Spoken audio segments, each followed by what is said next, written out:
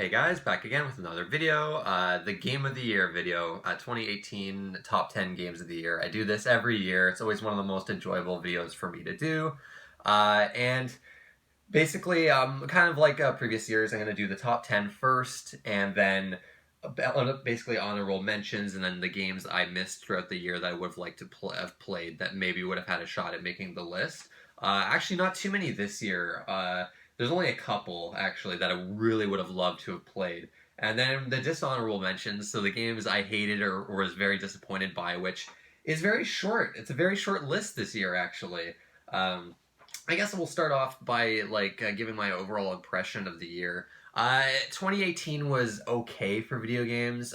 There's a few games I feel very strongly about, but honestly, compared to 2017, I thought this year was actually pretty weak, actually. I don't know, there's just a lot of stuff that I just was not interested in this year, and then a lot of games ended up being pretty underwhelming. There wasn't too many exciting games. There's just nothing on the level of Nier Automata, Persona 5, Breath of the Wild, Mario Odyssey, Hollow Knight. It's just, I don't know, last year was just insane. One of the best years for video games ever. And this year just, I don't know, it felt lacking. Hopefully next year's better. I mean, already in January we've got Kingdom Hearts 3 and Resident Evil 2 Remake, which all look both fucking amazing and probably are going to be Game of the Year material games. And then Devil May Cry 5 comes out next year, Sekiro. Next year is going to be pretty great, I'm pretty sure. But yeah, I don't know. I thought this year is kind of a bit of a bummer for games. I don't know. My top 10 is kind of crazy this year, where there's a few of these games where I'm not even really that. I don't feel that strongly about. I think they're not these amazing games, but they just were, I guess, good enough to crack the top 10. But anyways, let's enough pre-rambling. Let's get on to the actual top 10 here. And then starting with number 10, this is gonna immediately be a big surprise to a lot of people. It's Detroit, Become Human at number 10. Yeah, it's a bad year when a fucking David Cage game makes my top 10, especially since I absolutely fucking hated Beyond Two Souls and Heavy Rain. The more I look back on it, the more the worse it gets.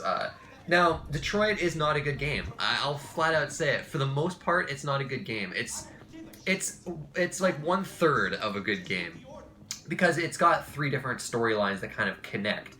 And the Marcus storyline is fucking horrendous. And this game's got the typical David Cage cliche writing.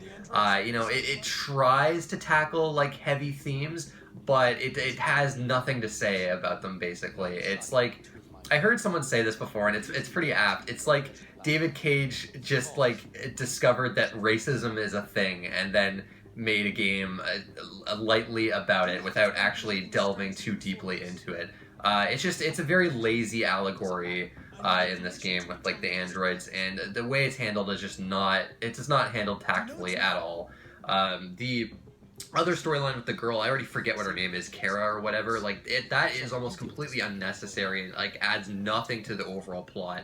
There are some strengths, though. I do like that your choices matter a lot more in this game compared to his previous games, and seeing the flow chart after every section is really cool, and seeing all the choices that you could have made and where they could have kind of ended up. And it is cool that certain characters can die, and the ending has a decent amount of variance to it, but most of the endings are fucking garbage. There's one part of this game, not this isn't really spoiling anything, but that has to do with singing. That's one of the most cheesy, embarrassing, horribly written things I've ever seen in a game. It's just, oh, it's so bad. But the reason why this is making my top 10 is the Connor and Hank relationship. So this part of the storyline is almost always good. Hank is this burnt out cop, and then Connor is this very idealistic detective android, basically. And their dynamic through the game, how they kind of hate each other in the beginning, and then by the ending, well, depending on the choices you make, you actually have them hate each other through the whole game, which is cool. But it's a really well done dynamic, and it grows naturally, and there's a lot of humor to it as well. To Connor and Hank's storyline. It's the first time I've been playing a David Cage game where it feels like he's actually self-aware and actually trying to inject some humor into it. Some of the dialogue is actually really hilarious between the two of them. It almost feels like a different game anytime you're actually controlling those two. If you got rid of all the other shit and just had a game where it's like the adventures of Hank and Connor, it would be fucking awesome. I would love it. And so that stuff is just good enough that this game barely cracks into my top 10. Really, I should have probably put a game that I played that maybe came out like earlier, like a remaster or a remake of some sort, like in my honorable mentions. But I don't know. I look back on it and I really enjoyed the Connor and Hank stuff so much. It was enough to kind of get me over all the other fucking awful garbage in this game. And yeah, it's just good enough to get into number 10 on my list. And at number 9 is Super Smash Bros. Ultimate, pretty late release this year. And I've still not finished the actual story mode in this game. And this is another game that I'm not that crazy about.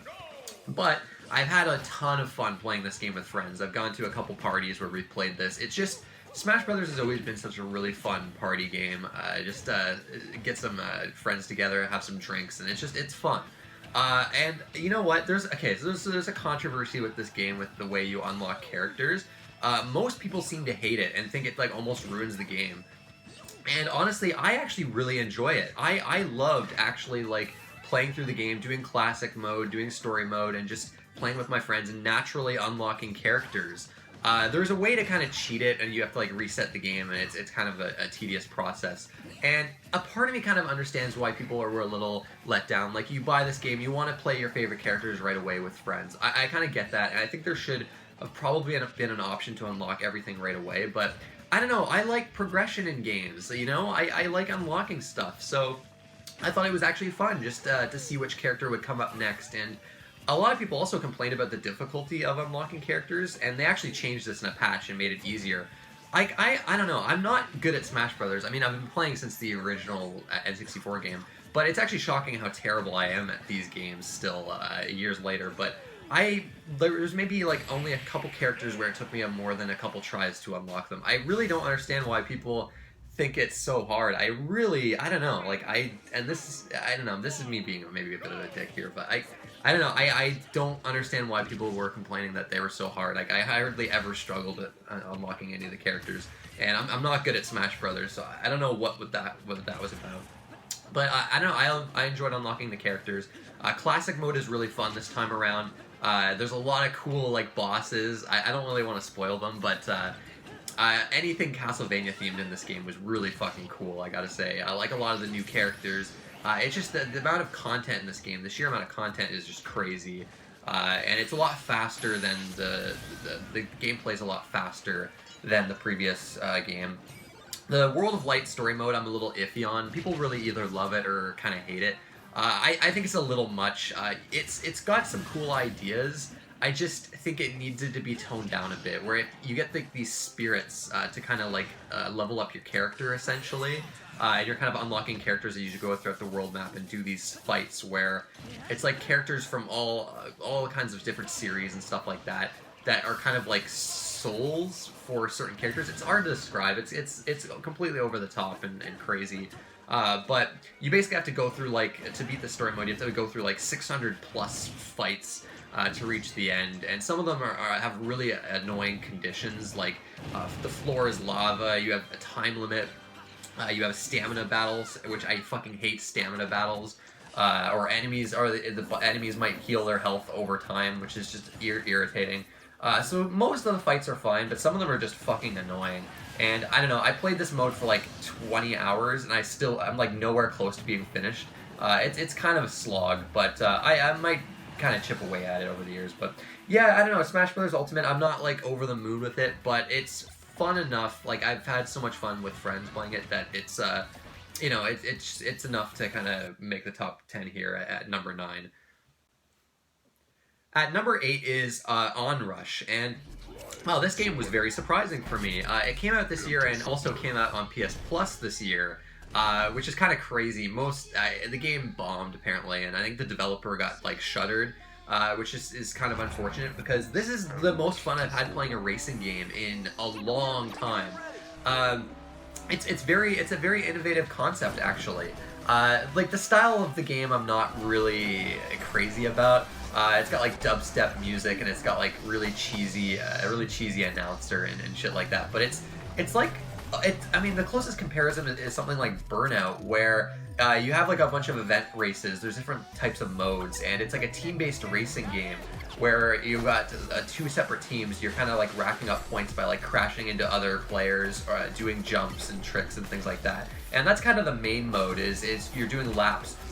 And whichever team gets the most points, you get like your score goes up by 1. So you're trying to basically get as much points as you can with your partners. There's other cool modes too. There's like a King of the Hill type mode where this ring kind of goes across the map, and you're trying to stay in the ring to gather points and trying to like bash other cars out of it. You can like land on top of cars in this game and like crush them. And whenever your car gets totaled, you have to like go, like there's like a time limit where your car comes back into the race. You have to wait like 5 seconds or something like that. The game has just got an amazing sense of speed to it. It controls really well. The track design is fantastic, and it's so satisfying taking other cars down. And then there's also like other racers on like motorcycles and like in mini cars all around the map. And when you crash into them, you rack up points as well. So you're like always crashing into something in this game. You're always like hitting something, and it's so visceral and satisfying. It was so much fun playing through the story mode in this game. It's not much of a story mode. You're just going through events and trying to rack up event points to kind of unlock next challenges and things like that. But there's also online multiplayer that you can do, which is really fun as well. You know, it's not like this. There's not like a ton of content to it. And it's the kind of, but it's a very addictive game. I don't know, like I played it and I just could not stop playing it. It's such a blast. I really recommend people actually go out and try this on PS Plus. I think you'll be pleasantly surprised. It's the best, I don't know, best racing game I've played since like the old Burnout games. Like it's funny that Burnout Paradise did nothing for me because the open world in that game just completely ruined it for me. But this is like this nice linear experience that is just, I don't know, it's a ton of fun. I was really pleasantly surprised by this game. And it's definitely one of the more underrated games of 2018. And at number 7 is Bloodstained Curse of the Moon. The game, the kind of mini Castlevania-esque game that Inti Creates put out as kind of like advertising for Bloodstained Ritual of the Night, which still doesn't have a release date, I don't think. I don't know, I'm getting worried about that game. I don't even know if it's actually going to come out now. It seems like there's a lot of development issues with it. But they did release this. It's this little 2-hour retro throwback to the old Castlevania games, and it's fantastic. It's really good. It's got some really cool ideas to it as well, where there's multiple characters that you kind of switch between. It's kind of like Castlevania 3 on the NES in that way. And depending on some like obscure choices you make at the end of certain boss battles, it can kind of change the way the game plays out, and then the ending that you get. There's multiple routes that you can take throughout the game, and you have like a little map between levels to show you what route you're kind of taking, which is really cool. And it plays like your classic Castlevania. It controls really well. It controls, I think, a lot better than old school Castlevanias, which is good. The music is phenomenal. It's got that, the classic, 8-bit type music. It's got a great atmosphere to it. It looks very similar to something that would have come out probably on Super Nintendo. It's kind of like a mix between like an NES. It reminds me of Mega Man 9 and 10, kind of, where it looks like an NES game, but it's obviously more advanced than something that would actually play on the NES. There's not too much to say with this game. I mean, it's not, it's this short little 2-hour experience, but it's a ton of fun, and it's almost looking like this game might actually end up being better than the actual kickstarted product that we get, the Ritual of the Night. I gotta say, I am kind of worried about that game, but I guess we'll see. But yeah, it's it's very cheap, this game. You can get it for cheap. I think if you kickstarted Bloodstained, you got this for free as well. It's on multiple platforms. Definitely check it out. It's very much worth your time. And the difficulty is not over the top, like a lot of the old Castlevania games. Anyone can finish this game. There's even an easy mode that you can play on, which is very easy, almost too easy. Yeah, like the normal mode's not even really that hard. The boss fights are also really good in this game. I like the boss fights in this game, the patterns to them. But yeah, I don't know. I think anyone would, as long as you like side-scrolling games, I think you'll find a lot to enjoy with Curse of the Moon. A nice surprise earlier in the year here. And at number 6 is also another side-scrolling game. It came out earlier in their year, and this game has gotten a lot of praise since the release. It's generally considered like one of the best indie games to come out this year, and that's Celeste. Now, I'm not actually as crazy about this game as a lot of people are. I don't think it's a masterpiece or anything like that. And there's a lot of like side-scrolling indie platformers that I like more than this. But it's a really well-designed game.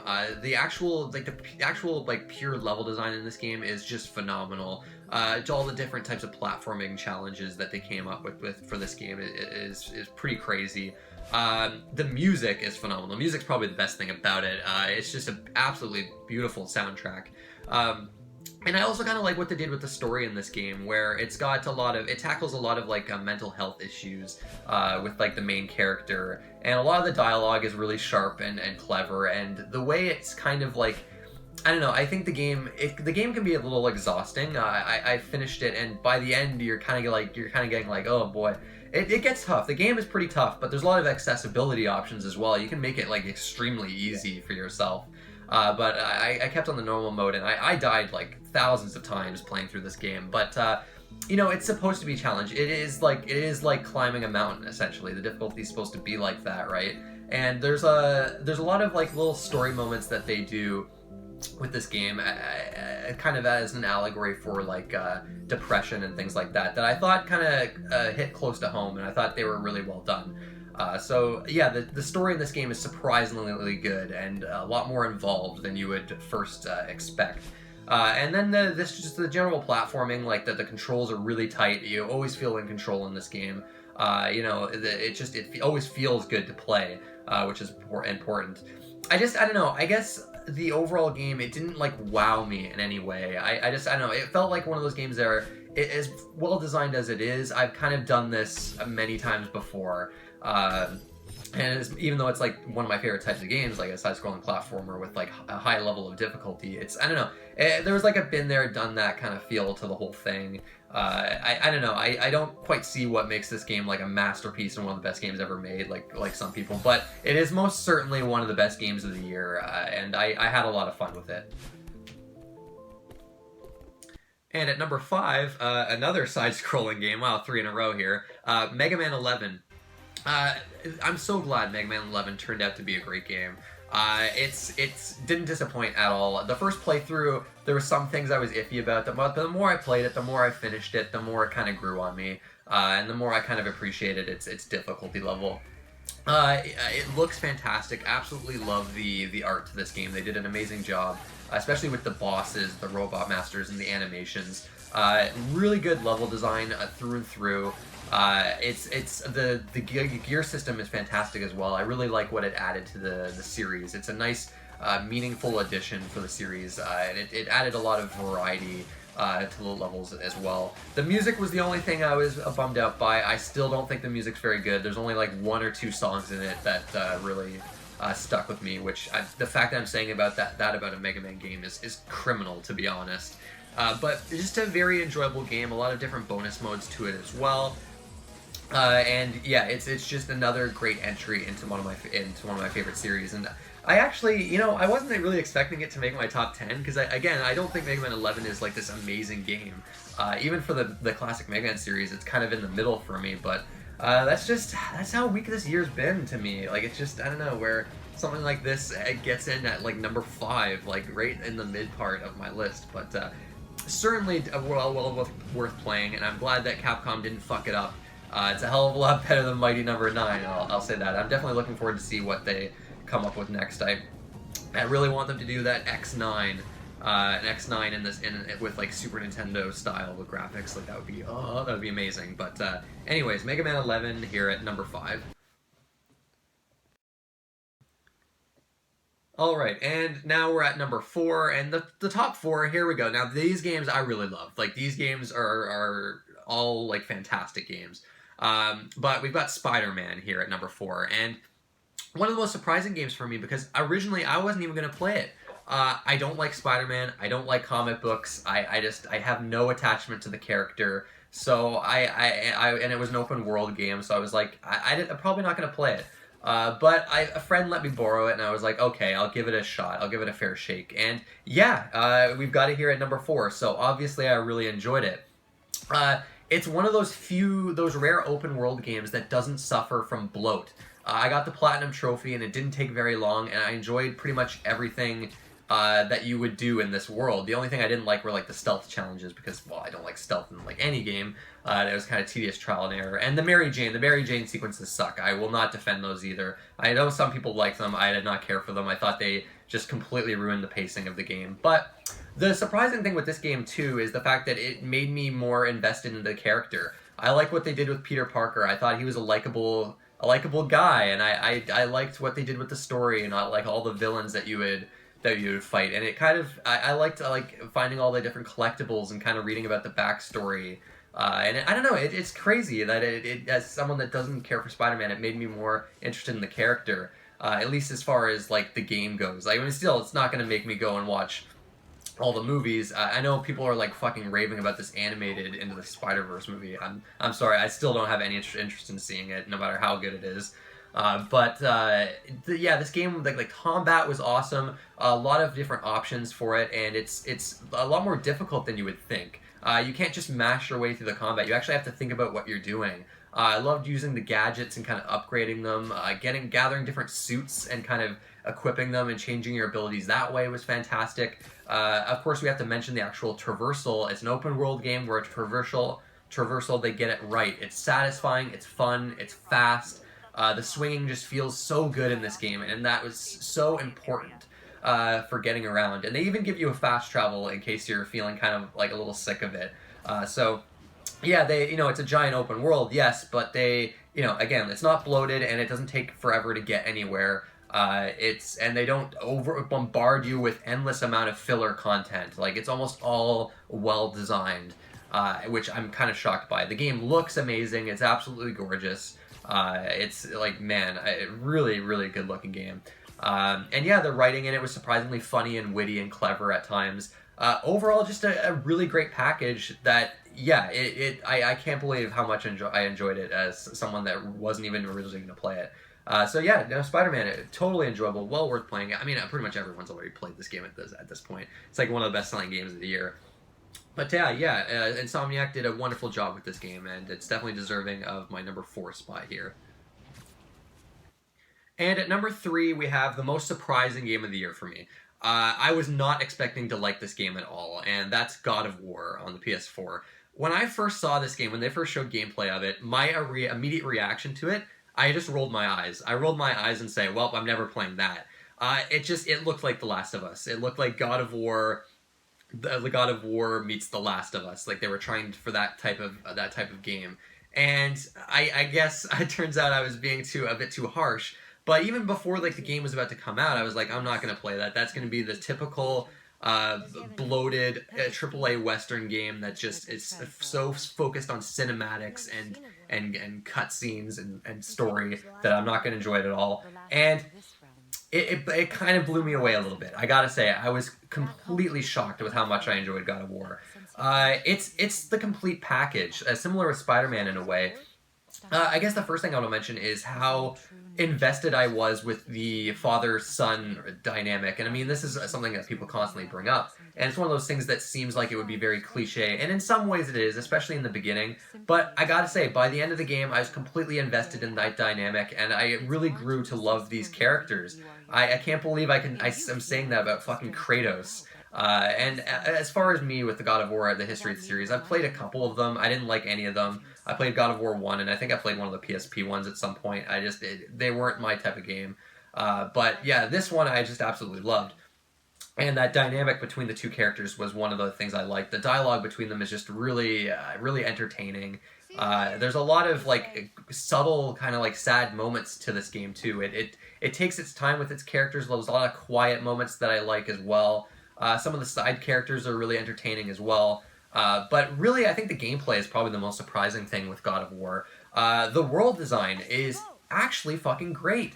It's not like an open world like something like The Witcher 3 or something like that. It's like this nice, compact open world that leaves a lot for exploration, but isn't too overwhelming. It interconnects in a lot of cool ways. I love traveling on the boat to the different parts of the world. The game lets you just take your time and explore at certain parts of the game. It's not funneling you constantly. Like a lot of games like this, and there's a lot of rewarding exploration, upgrading your weapons, and going through your skill tree, and then kind of upgrading your armor. You get different armor sets through loot that you can find.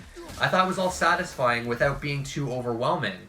Going to the different realms like Niflheim and things like that, I thought were really cool. I spent a lot of time there. And I went for the Platinum Trophy in God of War. I thought the game was good enough that I went and did everything. The collectibles were a pain in the ass. I still fucking hate collectibles, and they really didn't add anything to the experience. But fighting all the Valkyries was phenomenal, which kind of leads me to the combat. The combat system in this game is fantastic. It takes a lot of influence from Dark Souls, which is probably why I like it so much. But it's got like this nice weighty feel to it. A lot of cool combos that you can do. You can't just button mash. There's a lot of like nuance to it, and taking your time and dodging. And it gets better the more you play the game, the combat. And the Valkyrie fights are where the game really tests you. You really have to master this combat system to fight the strongest Valkyrie. That big optional Valkyrie fight, the final Valkyrie, was super challenging, like really intense. Like took me multiple tries to take her down, but when I finally did, it was like super satisfying. The combat just overall has just a really satisfying feel to it, and there's far more depth than it first seems. The only thing I would say is probably like the camera.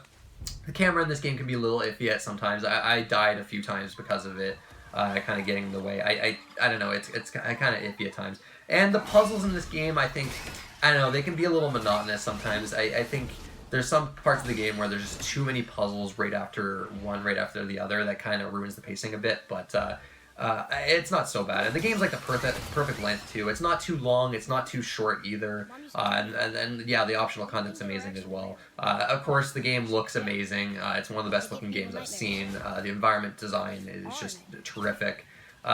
Music's not good. Music's just typical orchestral, boring AAA Western music, which is disappointing, but I've come to expect it at this point from these types of games. But yeah, no, God of War, shockingly good. I'm kind of blown away by how much I enjoyed it. Not Game of the Year. It's not Game of the Year good for me. A lot of people are giving this Game of the Year. I'm not quite that high on it. I think there's two games I enjoyed more. One game I think is better, just flat out. But still, as far as AAA Western games go, it's hard to do much better than God of War. Really a terrific game, and my biggest surprise of 2018. And at number 2, we have Pokemon Let's Go Eevee and Pikachu. Another kind of huge surprise for me, because Pokemon is a series that I've kind of, like, I don't know, I don't like it as much as I used to. Pokemon Blue and Red are some of my favorite games, or Pokemon Blue, I should say, is one of my favorite games of all time. I was completely obsessed with it as a kid. I played it for hours and hours. It was one of the first RPGs that I got really into, and the series just hasn't done it for me since. I don't know. I guess it's like all the more Pokemon they add, the less interesting it gets. And then basically every game now, to catch all the Pokemon, like the catch 'em all type. Enthusiasm is gone, because you have to get like 600 plus Pokemon. You have to trade like so many Pokemon. You have to like carry certain items on certain Pokemon to increase their personality to a certain level, and then trade them. It's I don't know. The series has gotten so fucking convoluted over the years that it really just hasn't done it for me. But when they announced this being like a remake of Pokemon Yellow with a new catching mechanic, I was intrigued. And yeah, I absolutely adored this game. It's some of the most addicted. It's the most addicted I've been to a game other than my number 1 game this year. It just brought back all the nostalgia from the original game. It's like this really well-designed remake. And the catching mechanic is actually genius. The more I think about it, and the more I played the game. Random battles are gone, which a lot of people were kind of like annoyed by. But it's amazing how much fat and filler and tedious garbage that the game's able to cut out by getting rid of those random battles. Instead, you just have a ton of Pokeballs, and then Pokemon will actually just show up on the map. in the wild grass areas, which makes the game more exciting. It's exciting when you're searching for a rare Pokemon and then it just pops up right in front of you and you're like, oh shit, I gotta get it. So you run into the battle and then you kind of have like a Pokemon Go style minigame where you're actually like throwing the Pokeball. And I used the Pokeball Plus accessory for the game and I played the entire game like that. And I thought it was really fun, and it's actually the most accurate with its motion controls when you're actually trying to capture the Pokemon. But basically, anytime you capture a Pokemon, even if you have it already, you're gaining experience for your whole party. So you're basically incentivized to just basically use as many Pokeballs as you can and just capture a bunch of Pokemon. And you can actually send ones that you don't use to Professor Oak, and then you get candy to kind of like power up your other Pokemon. So it's always feels beneficial when you run into a battle. You never feel like you're wasting your time, which is one of the things that the old games did with the random encounters and the in the dungeons and things like that. I gotta say, it's nice playing this game, Pokemon Yellow, and going through Mount Moon and not running into a battle every 2 seconds. It's pretty fantastic. Yeah, and basically I had a bunch of friends playing this game with me at the same time, and we were like capturing different Pokemon, we were trading between each other. It felt like I was a kid again. Experiencing Pokemon for the first time and being, and just, I don't know, having that experience with other people that I haven't had with the series in so long. And it was magical. I gotta say, I was just absolutely enamored. And yeah, I did pretty much everything in this game. I captured every Pokemon, I filled the Pokedex, which I haven't done ever, and it was so satisfying. The post-game in this game is not very good. I think it's kind of, I don't know, it's just basically like a bunch of trainers get added to the world with a certain Pokemon, and it's like level 75, and you have to kind of beat their Pokemon. It's just really grindy, kind of unnecessary post-game. I wish they kind of did a little bit more with it, but I don't know, I just absolutely loved like the 30 plus hours I spent with this game.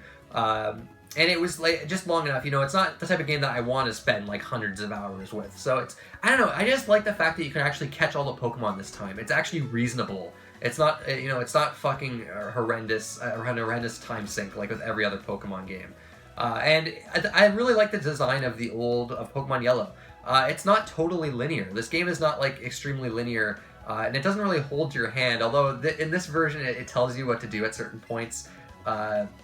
Like with the guards that need a drink. In the original game, you had to buy one from a vending machine on top of one of the department store in whatever the city was. And the game wouldn't tell you at all that that's where you had to go to get it. In this game, it's just like, oh, I need a hot coffee, or I think it was a hot coffee.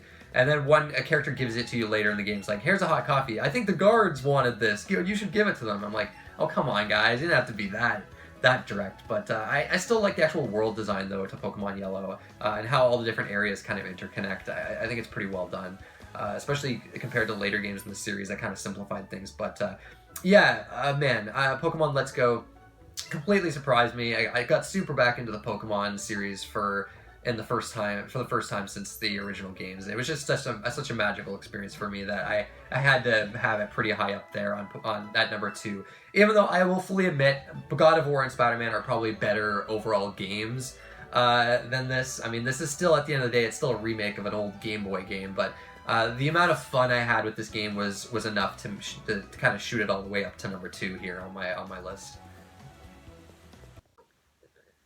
Alright, and finally we reached number 1. Probably not a surprise to a lot of people that have been following my channel, but Monster Hunter World at number 1. No contest. This is like the jump, the difference between this and Pokemon, like the gap here is pretty crazy. Monster Hunter World is one of my favorite games of all time, and one of my favorite series of all time. And it's Capcom's best-selling game, which is crazy. It was a hit. Like, this game did extremely well.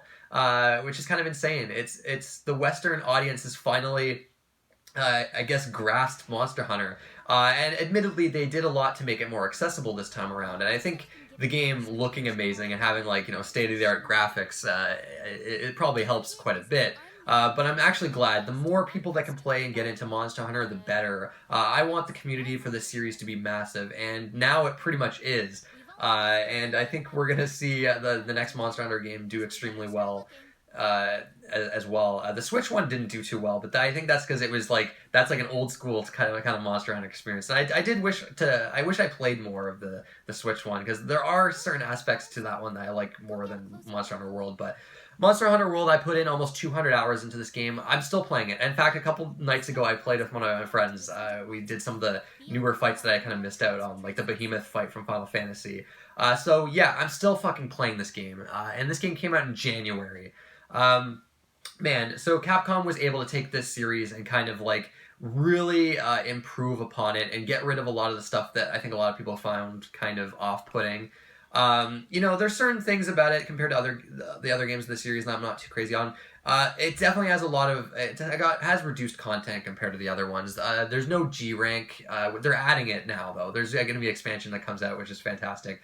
There's not a whole lot of monsters. There's like maybe 30 plus, whereas like the Switch one, for instance, has like over 100. Like there's hundreds of monsters in that one. But man, they did a lot. Like they really improved the graphics a lot in this game. But Monster Hunter, to me, has always had some of the best fucking combat in games. The sheer amount of depth, depending on which weapon you use, which monster you're fighting, and then the environments. The environment is probably one of the biggest things with Monster Hunter World that they did, where it's not just like segmented maps this time around. It's one giant map. And you can always kind of know where the monster is going to be. It's not like last time where you have to use paintballs to throw at them and kind of follow it around. The environments are a lot more intricate this time around. There's a lot more, there's like swinging and things like that. In fact, the only really thing that with this game that I actually don't like at all compared to previous games is the tracks. To progress through the story mode, there's certain parts where you have to like find tracks for certain monsters in different parts of the map. Before you can actually fight the monster, and it's kind of tedious, and it just completely destroys the pacing.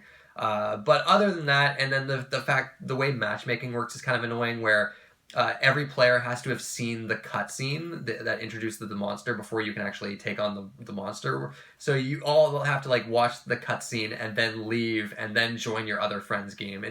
I don't know, they kind of messed that up a bit. That was pretty confusing, especially for new players. But man, the combat in Monster Hunter World is just so fucking good. It's unbelievable. It's one of those combat systems that takes a long time to learn. Obvious animation priority is a pretty big thing with this game. But there's all sorts of different combos that you can use, and each weapon, it's almost like a fighting game in a way, where each weapon completely changes how your character plays, as far as movement goes and how the actual moveset of your weapon goes. You can even go something like a bow gun or something like that. It's almost like a boss fight, a boss rush type game. Like, these battles are like 30 minutes plus, but you have to like really learn how the monster behaves. The monsters can even fight each other, which is a really cool moment, especially in Monster Hunter World, with how amazing the monsters look, how amazing the world itself looks. Each monster behaves completely different from the next, has a completely different moveset, and it always feels fresh. Even though you're fighting the same monsters over and over again, each fight feels different from the last. Somehow, with the way the AI works, it never feels like you're doing the same thing over and over. And upgrading your characters in this game is so fucking satisfying. Like the RPG systems in this game are phenomenal. They're pretty complex too. It's a bit tough to learn, but like basically hunting different monsters and getting your armor sets and changing the way your character looks is always satisfying. Late end game, you have you have tempered monsters. And then you're getting more gems to kind of equip your characters. So it's always this satisfying feeling, building your power level. And then a monster that might seem like so fucking hard in the beginning, later in the game when you're all kind of like super powerful, you go back to that monster and you just completely destroy it. It's a very satisfying feeling. And playing this game with friends is some of the most fun I've had playing a game all year. It's just such a great cooperative game. Even though I actually do really enjoy playing Monster Hunter by myself as well. There's also a lot of other systems I'm not even going to get to, but it's such a deep, rewarding experience. And it's constantly rewarding. It's always rewarding you, despite the game being quite tough at times. Even though I think Monster Hunter World is actually quite a bit easier than previous Monster Hunters. I think some of the old Monster Hunter games were a lot tougher with some of the end game monsters. Although, I don't know, the Behemoth fight's pretty fucking tough, actually, that they've added to this. But anyways, I don't want to go on too long, but it's such an addictive game. Like it's just when I first played it, because I was so excited for it because I've just been such a huge fan of the series. I think like we played it because I played it with like Aaron 22 on YouTube here. Leo we played it as well. And yeah, the first week or two, I played like non-stop, like every day. It was kind of scary actually how addicted I was to this game, but yeah, it's one of those games where it's like 200 hours plus. And I'm still going, and I can't wait for G rank. And yeah, I'm just so glad that so many people were able to finally get into this series with this one. They were able to make it just accessible enough and streamline plenty of things without ruining what makes Monster Hunter Monster Hunter. I think that's one of the things I was worried about in the beginning, that Capcom would kind of fuck that up, and they didn't. They didn't. This is Monster Hunter. It's still Monster Hunter. And from what I've seen, hardcore fans and casual fans alike all really enjoy this game. So yeah, Monster Hunter World, the most fun I've had playing the game, the deepest, most satisfying game I've played this year. Just absolutely fucking terrific. And I can't wait to see what this series holds for the future. But yeah, number one, the game of the year, Monster Hunter World. Alright, so that's my top 10, so let's get into the honorable mentions part, and then my dishonorable mentions, games I missed, things like that. I got my piece of paper here of all the games, because there's a lot of games, it's hard to remember all of them. So let's do honorable mentions first. First is Shadow of the Colossus. Didn't include this because it is just a remaster, remake. One of those games that for the longest time I didn't really like, and then playing this remake, I've grown a new appreciation for it. It's not a game I would ever play again. I just think too many of the bosses are too frustrating. Like that turtle one, the final boss in this game is dreadful. I actually fucking hate the final boss in Shadow of the Colossus. But like the flying ones, like man, like, and some of the other ones, like they take your breath away really. And it's just like some of the set piece moments, just when you finally climb like one of the flying ones, for instance, and just the way it moves, the way it's animated, and just the way it kind of just flies through the air and you're like holding on for dear life. Just some really memorable moments like that in this game that I really appreciate. And then the game just looks beautiful. The soundtrack is phenomenal as well. I enjoyed for the most part, I enjoyed my time with it. I don't think it's one of those games that's, going to be like one of my favorite games of all time or anything like that. But it's certainly my favorite Ueda game. And it's definitely one of the better games I played in the year. Definitely worth checking out if you haven't played Shadow of the Colossus before. Secret of Mana is another remaster. Another one of those games that for the longest time I always hated. And I still don't think it's a very good game playing by yourself. I think that game's got major issues. But I played it with a friend the entire game, a co-op, and it was a lot more enjoyable that way. And the soundtrack is fucking killer. The soundtrack in Secret of Mana is like one of the best soundtracks of all time. It's just absolutely incredible.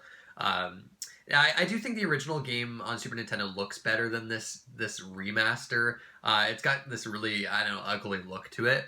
But they did enough to enhance the gameplay. The game crashes a lot from what I remember too, which is kind of bullshit. And I don't know, I have a laundry list of complaints that I don't really want to mention here, but finally, I appreciate Secret of Mana. I don't think it's a horrible game like I used to.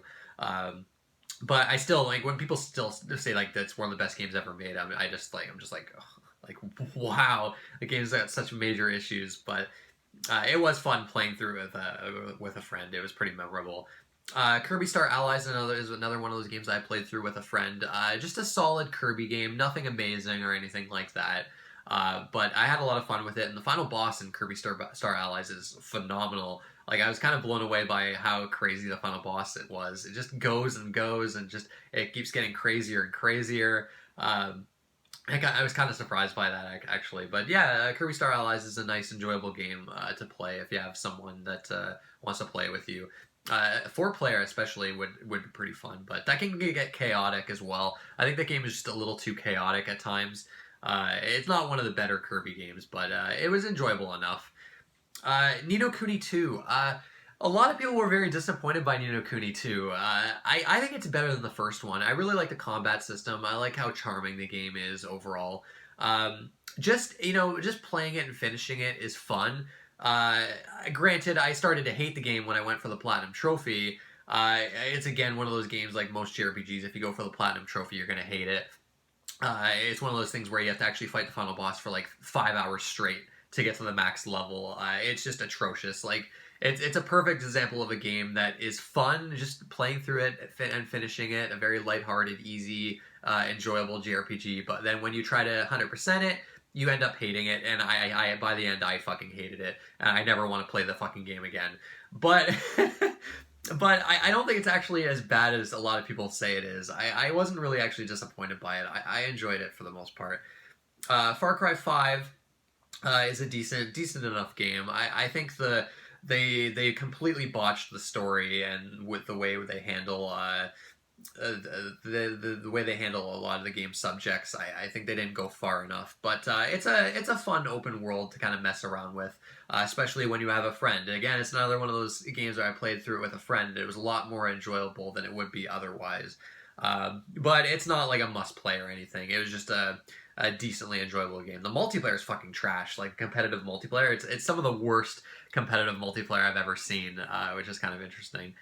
Deltarune is not really a game. It's one of the best things I've played all year. Toby Fox did it again. It's like this little demo with that he, man, I'm kind of blown away by how he was able to really improve upon the gameplay in Undertale. Also, Deltarune has the best soundtrack of the year, without question. Again, it blows my mind how fucking amazing he is at crafting music. Just unbelievably good music in this demo.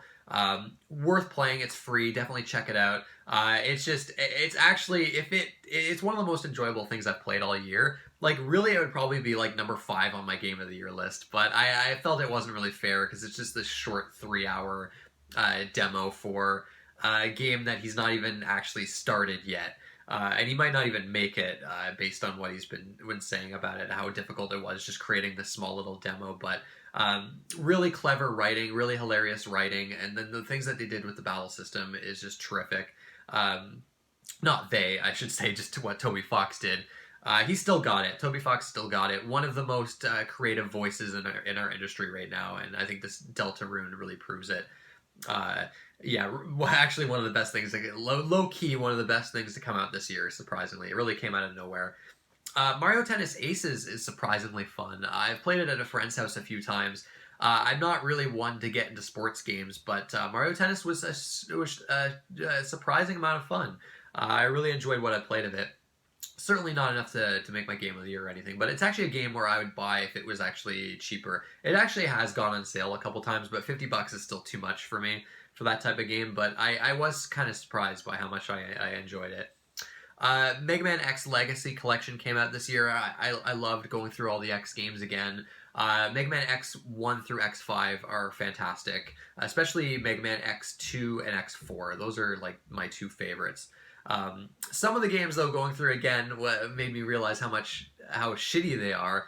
X6 is fucking garbage. I'm shocked I even liked X6 at one point. That game is terrible. Like some of the worst level design I've seen in a game, and it's one of those games that's so shockingly over the top with its difficulty that I kind of admire it in a weird way. But as a game, it's just not good. It's not good. And then Mega Man X8 is one of those games where I was shocked how much I hated it. I hate Mega Man X8. I think that game has got like extremely gimmicky level design that is way too puzzle focused and just does not feel like Mega Man. It has this grindy like upgrade system that I fucking hate. They just really went super convoluted with it. And then I just don't think the level design is good. I think the level design is trash in Mega Man X8. And then, yeah, I don't know. I really don't like X8. I didn't even finish it. It was the only game on the collection I didn't even finish it. I actually probably like X7 more, which is probably blasphemous for some people, but I don't know. Mega Man X8 just, I really don't like it. I never liked it, though. I remember not liking it when I first played it, and I was hoping that this collection would change my mind, but played through it again. I was like, nope, I still don't like this. WarioWare Gold is a fantastic WarioWare game. It almost made my list. It was like number 11 or 12 or something like that. It's just very short. It's a very short experience. I only played it for like 3 hours and I was kind of done with it. But what I did play with it, I enjoyed quite a bit. Dead Cells, this is one of those games that I wanted to like a lot more than I did. I like it enough to have it be on the honorable mentions. I think that game plays extremely well. It's got good boss fights, but I think playing it made me realize that I just don't like roguelikes. Even one that's as well designed and as tight as this, I bounced off of it. I put like maybe 10 hours into it, and I don't know, I just didn't feel the need to go back to it. It's one of those games that I recognize how high quality it is. It's just, I don't know, roguelikes to me, they need like a lot of progression. And there's definitely some progression in this game. You're not completely wasting your time every run you make, but I don't know, I still need more for me. I don't know. I think roguelikes, as much as I hate to say, I think I'm kind of done with the roguelikes. I don't think I can. I don't think it's the type of game that I really enjoy all that much. Shenmue 2, definitely a big improvement over the first one. There's still a lot of it that I hate. That section where you're walking on planks and going up floors without like an auto, without being able to save every section, that would have been just fucking torture, and I would have quit the game at that point.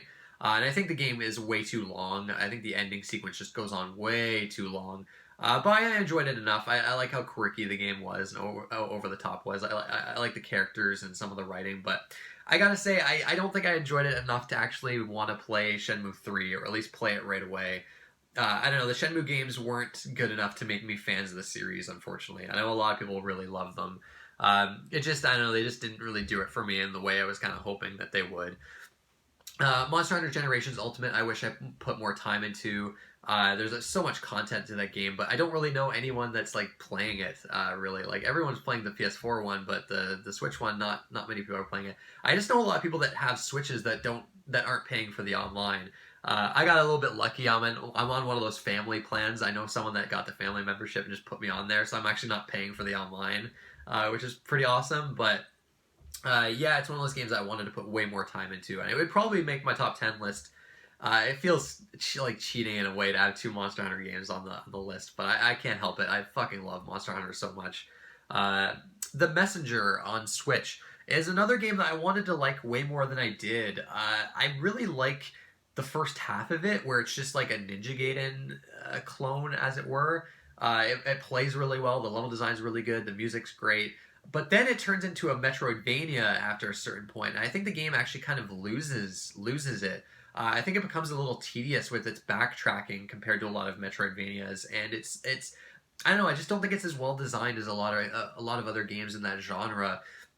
I don't know. The boss fights also got kind of annoying after a certain point. They got very tedious for me. I don't know. I think as soon as the game becomes a Metroidvania, I think it kind of loses its charm.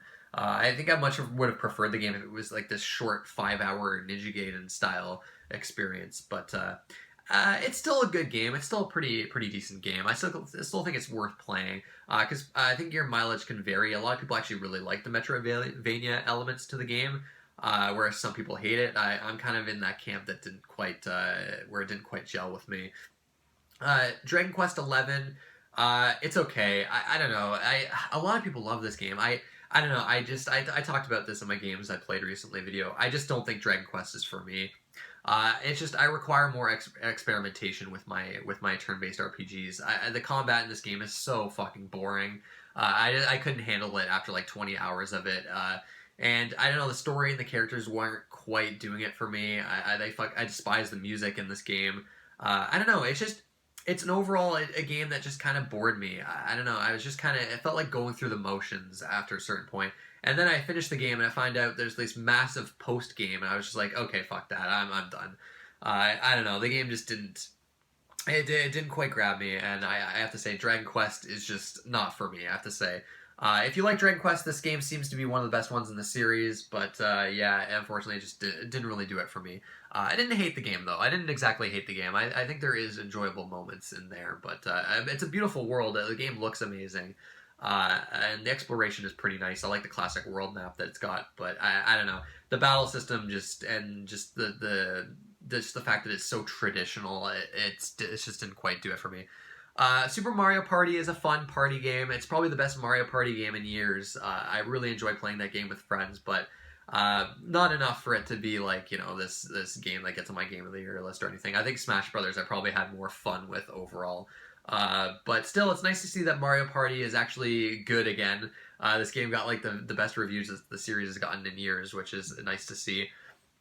Spyro Trilogy, actually probably some of the most fun I've had playing a game all year. I probably should have included this instead of Detroit, to be honest, because Spyro 1 and 2 I think are really great games. Especially Spyro 2. Spyro 2 is where I think they kind of hit their stride. Spyro 3 I think has way too many mini games and vehicle sections to be for me at least. But Spyro 2 had that nice balance, I feel. And yeah, they're just nice, breezy, pleasant games. I got the Platinum Trophy on all three of them, and I really enjoyed my time with them. Spyro 1 is a little dated. A lot of it is kind of obscure with some of like I didn't like a lot of like the dash jumping sections. I think what you had to do to get 100% in like the treetops level is absolutely fucking ridiculous. I don't know how anyone kind of figures that kind of shit out, but yeah, no, I really enjoyed the Spyro games. Like they just don't make games like that anymore. I don't know, they're just fun and pleasant. And I went through all three of them in a row, and I didn't really feel any burnout till like the third, like towards the end of the third game. Spyro 2 in particular, though, is fantastic and well worth your time. But that's, I guess that's all the honorable mentions I have. Let's move on to games I missed. Actually, looking at it, there's actually more than I expected. Valkyria Chronicles 4, a lot of people really liked. I'll be honest, I don't think I would like that game that much. I looked into the first one, and it looks like it's got way too much trial and error bullshit for my tastes. I keep hearing about this tank battle in the first game that just sounds dreadful. It sounds like the kind of thing I would just get to and just get so fucking mad. And then I've heard this new one, the story is actually not very good. I've heard the game is just like anime trope after anime trope, and it's just not good, which is apparently a bummer because I think the first game's supposed to have like a good story and characters. And then every Valkyria Chronicle games afterward has just delved so hard into the weeb anime garbage, which is disappointing to hear, I gotta say. But maybe one day I'll give Valkyria Chronicles a shot. But honestly, I don't think so. It just does not seem like my type of game, and I'm already not super into strategy RPGs. And one of my friends that played through the first one, he was describing like all the kind of bullshit in that game. And it's the kind of game apparently where there's a lot of missions where you're just not going to win first time. You're going to play it, and there's going to be something that you're just not going to expect, and you're not going to be able to prepare for it, and you're just going to die. And you have to immediately restart. And that shit drives me nuts. I fucking hate that crap. And apparently the series is kind of filled with that kind of shit, especially the first game. So, I don't know, probably not a game I'm going to play, but A Way Out is a game I would have liked to have played co-op with someone. It seems like a fun co-op experience. I've heard it's hit or miss with its story, but apparently there's some crazy moments in that game, so I really would have liked to have played it. I'm definitely going to play it at some point. I don't know if it's something that would have made my Game of the Year list or anything like that, but it is a game that I would have liked to have played. Yoku's Island Express, apparently like this pinball game mixed with a Metroidvania. I mean, that concept is so crazy that I have to at least try it. I have heard the game is too long for its own good. I've heard it kind of loses its appeal like 3 hours in, and it's like a 15 to 20 hour game. So I don't know, man. I don't know how I feel about that, but it's still a game that looks pretty charming, and I'd like to play it at some point. Guacamelee 2, I've heard, is like a really excellent Metroidvania. The reason I didn't play it is because I didn't like the first one that much. I don't know, the first one, I don't know, it just, the combat, it didn't quite gel with me. I thought the exploration was just, I don't know, it didn't quite grab me. I didn't really like the theme of the game either. The theme didn't really grab me all that much. But I've heard the second game's a lot better, so I don't know, maybe I should give it a shot. And I do like the studio that makes it, Drinkbox Studios. They did this game called Severed that I've talked about. I talked about in the past. I think it made my Game of the Year list the year it came out. That game is so underrated and no one played it. It was such a cool, unique experience. But Guacamelee 2 I am going to play at some point. I've heard really good things about it. Divinity Original Sin 2 I would have loved to have played. I still plan to play it at some point. Apparently it's like a 100-hour game though. It's one of those classic computer RPGs, but you can actually play it on console. Apparently the writing is just fantastic, and it's got like this really cool interactive combat system that's apparently really top-notch. And yeah, it's got co-op, which I'd love to try out as well. I'm playing. Me and Aaron 2222. We've talked about playing it together, so I definitely want to buy it. But it's still full price. This game's never gone on sale for like Boxing Day or Black Friday, which is kind of annoying. But one day, until I play that game, I'll play Divinity. I have to say, looking at it though, I think it's one of those games that would have probably been in my top 10. Everything about that game appeals to me. So I'm definitely excited to play it at some point. Crosscode is this game on the PC. It looks like Secret of Mana, but like apparently it's a lot longer and it's got a lot of yeah, I don't know, it's got like that very classic JRPG style to it. Apparently it's really good. It's only on PC right now though, and I think that's one of the reasons why I didn't play it. I think I'm gonna wait till it comes out on PS4 and then I'm gonna give it a shot. But yeah, I've heard it's really underrated and not a lot of people know about it. So if you're wanting like a classic RPG, apparently it's like very inspired by Phantasy Star as well. It looks great. Like the music and visuals to it look fantastic. It does seem like it's a little long. I don't know. I've heard like it can be upwards of like 100 hours, which is a little too much for me. But I haven't looked into it too much, so maybe that's just like a lot of the optional stuff. But I have heard really good things, and looking at it, it looks like the kind of game I'd like. So I'm definitely gonna play it at some point. Xenoblade 2, the Torna expansion, I kind of want to play, but at the same time, I don't really think I really like Xenoblade 2 enough to really want to play the DLC. And the one thing I've heard about it is that you have to do every single side quest, or you can't actually finish the expansion. And that is fucking bullshit. That's like filler garbage that I fucking despise. Maybe it's not as bad as it sounds, but I don't know. This sounds kind of bad. Xenoblade X was sort of like that too. You had to do a lot of side quests to have a chance to finish the main game. But Chronicles X I loved though, because I just loved playing that game. So I don't know. Xenoblade 2 Torna. Maybe someday I'll get to it. One thing I found weird is that they have like a cartridge just for the expansion, like a physical cartridge. It's weird. Like Nintendo usually doesn't do things like that. I found that kind of odd. But anyways, maybe I'll get to that someday. Astrobot. Now this is probably one of the games I wanted to play most that came out this year. Apparently it's amazing. Like this amazing, charming, unique 3D platformer that gets a lot of Mario 64 comparisons, but I don't have a VR, so I can't play it. I know there's a couple VR games now. There's also Beat Saber too that apparently is really good. So I don't know. I gotta say, with the VR being on sale multiple times, I've been very tempted to bite the bullet and get one, but I don't know. Even at like $250, I feel like it's probably not worth it at this point. I think there needs to be more games that I want to play on it. But Astrobot looks like one of those games that if I played it, it would probably make my top 10. It looks really, really good. Forza Horizon 4, shockingly, is a game I would have liked to have played. I'm getting more into racing games now, I gotta say. And that one looks like this nice arcadey experience that looks like a lot of fun. I know I can get it on PC, and that's probably where I would play it. But I don't know. I'm kind of waiting to hit a price that I'm willing to jump at. $20 probably is a good price for that game, I think. But it does look fun. It looks like, and it got really good reviews. Apparently, it's like one of the best games of the year. But yeah, I would have liked to have played Forza Horizon 4. Return of the Obra Dinn. This and Astrobot are the two biggest games I would have liked to have played. This is by the developer of Papers, Please. I think it's only on PC at the moment, so maybe I'll wait till it comes out on PS4. But it seems like a game that probably works better with a point-and-click interface. Now, this game's got such a fucking cool concept where you're this insurance investigator, I guess, insurance claim adjuster or whatever, and you basically have to go to this ship that's come back, and everyone's been there's like been mysterious disappearance of the entire crew of this ship called the Obra Dinn. And you have like this, you find like this pocket watch or whatever on the ship that lets you actually like look into the past and like look at different events. And they kind of play out in slow motion. And the game has this like really striking, like almost black and white visual style to it. It looks like an old PC game, but it looks very modern at the same time. It's really striking. It's got a really striking look to it. And the gameplay conceit there, where you kind of have to like look at all these events and kind of like put them together and figure out what happened to each crew member. That's such a cool concept.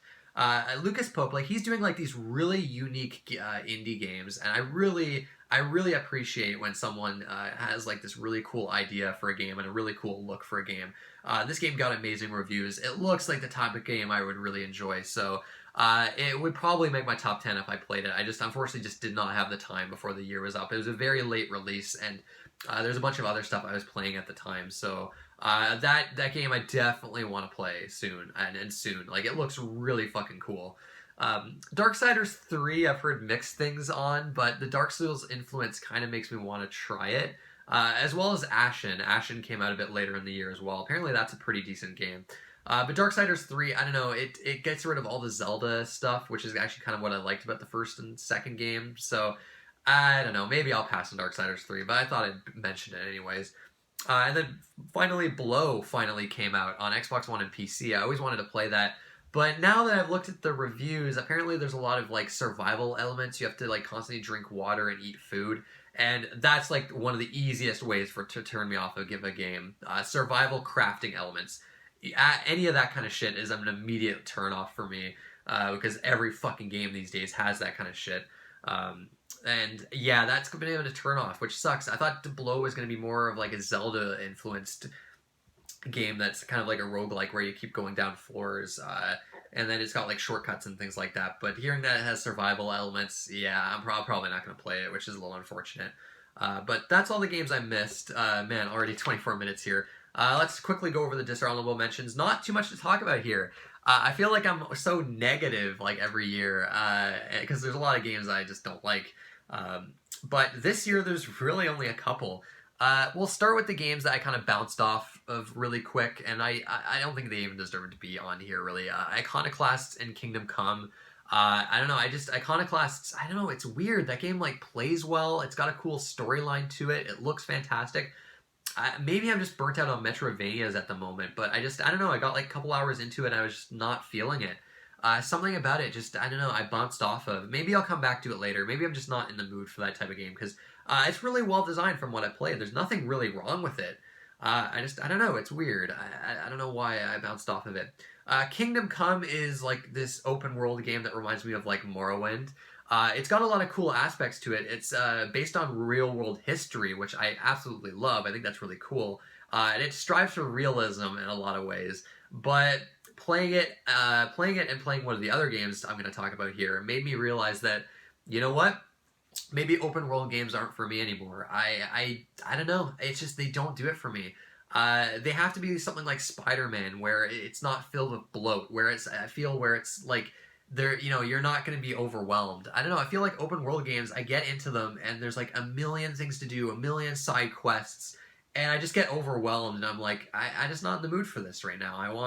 I don't know, it's weird. I feel like the older I get, the more I'm into like more linear, handcrafted experiences, or like a game like God of War, where the world is like nicely contained and densely detailed, but still has that interconnected feel. Again, I bring up Dark Souls. I'm gonna bring up Dark Souls again. Like that to me is world design. Like a giant open world game, like realistic game like Kingdom Come. Just I don't know. It just doesn't do it for me, and that's going to lead me to Red Dead Redemption 2, which is probably one of my biggest disappointments of the year. I was really excited for this. I loved the first Red Dead. I should love Red Dead Redemption 2, and it didn't grab me. I put 20 hours into this game, which is, I think, enough. I got to like chapter 5, and it's just, I don't know. For one, just riding around on horseback from place to place, it gets so tiring. It's so boring. I mean, the world here is so detailed and it feels so like authentic to like Western movies and Western media. But it just traveling by horse from place to place, it just got so old to me. And the mission designs in this game, the combat in Red Dead Redemption 2 sucks. I'm sorry, it's bad. It doesn't feel good. The Deadeye stuff is decent enough, but the game it has this sluggish feel at all times. Whether you're riding a horse or being engaged in gun combat, or when you're in gun combat on a horse, whether you're in cover, this game strives for realism at all times, and I think it really makes the game kind of a pain in the ass. The combat just never felt satisfying for me. The movement is just very sluggish. Moving from cover to cover just feels bad. And it makes a lot of the combat encounters very frustrating. And there's so much of it. There's so much fucking combat in this game. Some of the missions are cool. I like when the game gets a little more playful, like the one where you're you just get drunk at the bar, and that's like the whole mission. Like that stuff's cool. Even like hunting, I didn't find was that fun in this game. I thought it was kind of tedious. And yeah, just getting from place to place. I really liked the story and the characters from what I've played. And then the setting is I love the Western setting here. So I was really getting attached to the characters, and I really wish I enjoyed playing the game. Because I want to see the rest of it. I really do. But anytime I would play the game, I would do a couple missions, and I would just be like, oh, I don't want to. This is not fun. I'm like not having fun here, and it's so disappointing because I really want to see what happens with these characters and with the story. I think it's probably gonna go into a lot of interesting places. But then I play the game. I look at the giant map. I look at the fucking missions all dotted all over the place. I look at my camp and all the things I could be doing, and I'm just like, I don't want to do any of this. I'm not in the mood for this, and it's a bummer. I really wanted to like Red Dead 2. I really want to see what like everyone else is seeing with this game, and I think it comes down to open world fatigue for me. It's not doing it for me, and it's not doing enough to really set itself apart from other open world games. It's one of those games I think is going for the cinematic feel, and it's to a fault. With a lot of its realistic elements as well. So, yeah, Red Dead 2, very disappointing for me. I wouldn't say I hate the game or anything like that. I don't think it's a terrible game. I think there's a lot of good design to it, and there's a lot of detail to it. You can tell they put a lot of effort into the game, and making sure like the setting is authentic as possible. And Western games, we don't get like any Western games. Like the Western genre is so underserved in video games that you kind of have to admire something like Red Dead 2 that comes along. But yeah, it didn't grab me. So I traded it in. I might come back to it. I might borrow one of my friend's copies and try to maybe like push myself through. But I don't know. I just don't think the gameplay in Red Dead 2 is very good. Like at all. That's I think what kept me from wanting to continue it. The next game, Shenmue 1. Shenmue 1's terrible. I'm sorry. It's bad. It's a bad game. It's charming. It's got its quirks to it that I like. I kind of like going around the city, doing the gacha machines. I like the main character. I sort of like the story and where it goes, especially how it leads into the second one. But oh my god, this game is fucking torture to play. I've talked about this before, but that whole entire forklift section is just wretched. Just horrendous with how it just does not how obscure it is to figure out what you're supposed to do, and just the endless monotony of it. It's amazing how close I was to just giving up at that point. Not like I was enjoying the game that much up until that point. The constant waiting for time to pass so you can actually progress the story, and just walking around doing fucking nothing because there's really nothing to do in that world that's engaging or exciting at all. Again, all stuff the second game improves upon, which is good, but yeah, no, Shenmue 1, I fucking hated. I absolutely despised it, which is a shame. I was expecting to like it. I was hoping I would like it a lot more, but yeah, no, I just do not care for the first Shenmue. And then just one more game here. So yeah, Dishonorable Mentions, not too much of a section. And this game is the most disappointing game I've played all year. I don't know about the worst. It's maybe tied with Shenmue, but I really did hate it. I really did not enjoy like any of it. And this is going to be shocking to a lot of people. I'm going to get controversial. This is a controversial opinion, I guess. Octopath Traveler. I'm sorry. I hate Octopath Traveler. I don't think it's a very good game. And it's so depressing that I'm saying that, because when I first saw it, the look of the game, that classic 16-bit look, while at the same time being very modern. The beautiful soundtrack. The soundtrack, I can't complain about the soundtrack. I mean, it's just amazing. But when I first saw that game, I was like, ooh, that sounds so cool, with multiple characters and different storylines, and oh, how they'll kind of interact with each other. That's going to be so cool. And it's by the Bravely Default and Bravely Second developers. It's got to be the battle system is going to be good. There's going to be an amazing job system here. And they fumble every single fucking aspect of this game. It's such a regression from the Bravely games. It kind of blows my mind. I guess I'm not going to go too into depth here. I think I talked about this game before, but the first thing I got to mention, the storyline and the characters, not good at all. Every single storyline in this game, every single character storyline is so cliched. It's so generic. and it's boring, and it's endless dialogue. Like, this game is just filled with dialogue. It's so much dialogue that's so unnecessary. It kind of reminds me of like the Golden Sun games in a way. The storylines hardly ever interconnect. In fact, they only really do for like the true ending, which it seems like this bullshit thing because you have to endlessly grind to even have a chance at seeing that true ending. The characters hardly interact at all. They only interact at the inns. And when they do interact, they're not very engaging interactions. The characters just don't have a lot going for them. The gameplay in this game, the battle system is like the Bravely game's battle system, but extremely simplified. It's incredibly boring. It reminds me of Dragon Quest in a way, and it doesn't build in any interesting way. A lot of the skills in this game, you'll have a lot of skills for all your characters so early on that eventually it becomes so rote. Every battle just plays out the exact same. The bosses are just endless fucking damage sponges that just go on forever. You're constantly under-leveled in this game because the balancing is completely fucked. So it basically makes the game an entire grind. The game is basically grind the video game. The job system is extremely simplified. It's barely a job system, to be honest, especially when you compare it to the Bravely games. The world is not very interesting to explore. It's very small, and the dungeons are just fucking lazy copy-paste garbage. The environments in general are just fucking copy-paste garbage. And then the skills that basically each character has, it just ends up to a lot of just endless grinding and repetition as well. Oh my god, this game is so disappointing. I was so bummed out by it.